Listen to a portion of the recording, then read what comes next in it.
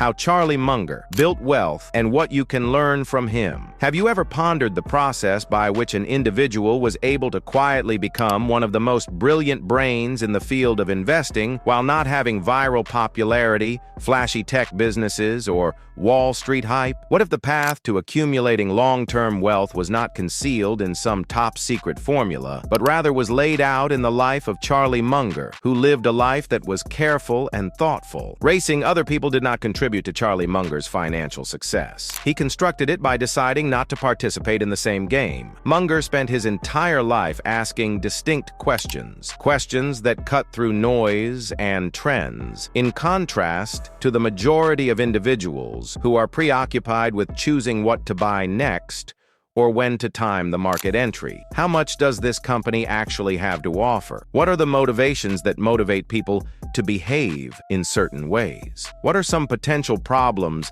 that I am not noticing? These were not only inquiries about investments. Rather, they were the manifestations of a more profound perspective on life. Munger was born in Omaha in 1924, and his early life did not indicate that he would become a successful businessman. At an early age, he was bereaved of his father. He went on to work in low-paying occupations before eventually joining the Army Air Corps and serving during World War II. Nevertheless, Munger was always watching and gaining knowledge. He was not interested in certifications. Rather, he sought clarity. Even though he did not have a finished undergraduate degree, when he enrolled in Harvard Law School, he was able to get his genuine education by non-traditional means, such as reading, thinking, and the lessons that he learned from his experiences in the real world. So, what was it exactly that drove him to go on this voyage of wealth accumulation? It wasn't a single instant. Rather, it was a state of mind. Early on,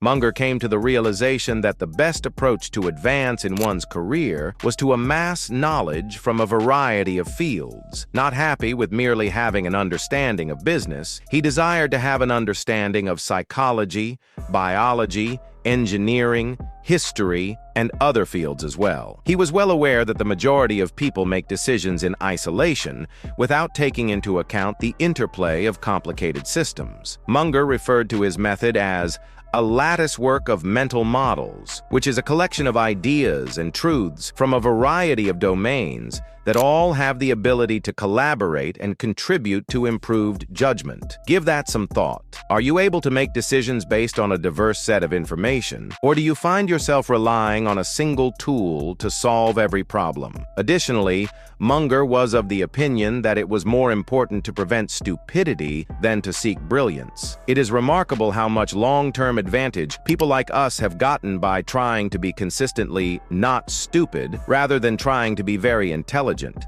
according to his statements. It is remarkable how much we have gotten. This is a completely different attitude in a culture that is so focused on giving the impression of intelligence. He was aware of the fact that it was significantly more empowering to steer clear of major errors, such as chasing fads, over-leveraging, or giving in to emotion, than it was to attempt to make faultless bets. It was not merely a philosophy, rather it was the way he lived and invested his life. After leaving the legal profession, Munger shifted his focus to real estate and finance, but he was not looking for immediate wins. He was creating something of lasting value. By doing things like remodeling apartment complexes, examining financial statements, and investing in great companies, he taught himself how to play the game of business. It was not because they constantly agreed with each other that their cooperation with Warren Buffett became a famous alliance. Rather, it was because they actively forced one other to think more critically. Munger was the one who encouraged Buffett to move away from cigar-butt investing, which entails purchasing mediocre companies at discount rates, and instead concentrate on exceptional businesses that are offered at reasonable costs. By itself, this change contributed to the formation of Berkshire Hathaway into a financial empire. However, here is where things get even more intriguing. Munger did not not have an unhealthy preoccupation with statistics. His preoccupation was with the behavior of people. He investigated the ways in which people lost their way due to greed, fear, envy, and overconfidence. He compiled a list of dozens of cognitive biases that obscure judgment, which he referred to as the psychology of human misjudgment. Munger was able to make more informed choices and steer clear of the pitfalls that led to the failure of others, since he became an expert on how people deceive themselves. So ask yourself, how frequently do your feelings take control of your decisions,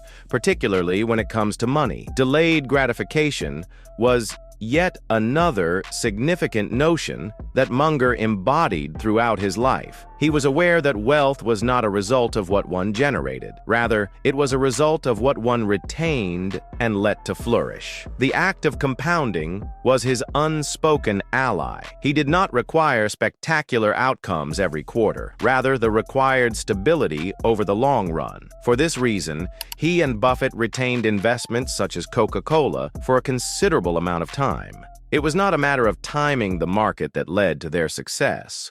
Rather, it was a matter of time in the market. But Munger never behaved like a billionaire, despite the fact that he was worth billions. He maintained his modesty by reading regularly and living a simple life. When he was younger, he used to joke that the best armor of old age is a well-spent life. Not only did he have a lot of money, but he also had a lot of peace of mind, freedom, and knowledge. Imagine for a moment that this is the true meaning of wealth. In addition, Munger had a strong belief in the importance of character and integrity. For the most part, he eschewed sleazy trades and efforts to get rich quickly. In his world, trust was more important than making a profit in the short term. It was a common phrase of his to say, "Show me the incentive and I'll show you the outcome." This was meant to serve as a gentle reminder that subtle incentives are the driving force behind every deal, policy, and decision. One can achieve a kind of financial superpower by gaining an understanding of those motivations and matching your own with the achievement of long-term goals. Accordingly, what are the motivating factors that influence your choices? Are they either guiding you toward long-term success or causing you to wander from the path? A wonderful life, in Munger's view, was not simply about accumulating wealth.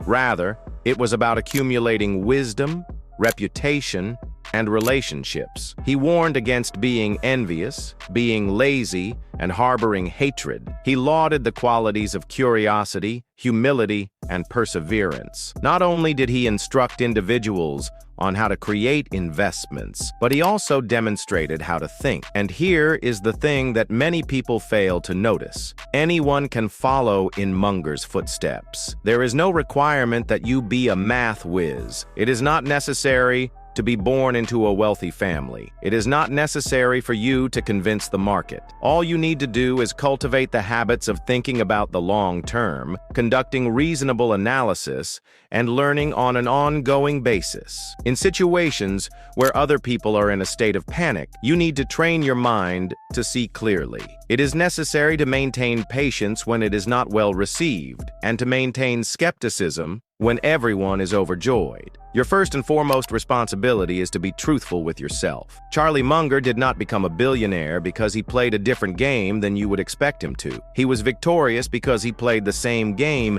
in a different way than practically everyone else, with greater clarity, more discipline, and more insight than them all combined. The dilemma that arises is whether or not you are willing to do things at a slower pace, learn more deeply, think independently, and play the long game, simply because it is not the only way that Charlie Munger amassed his money. In this way, you can construct a life that is worth living. Thanks for watching. Don't forget to like and subscribe to our YouTube channel.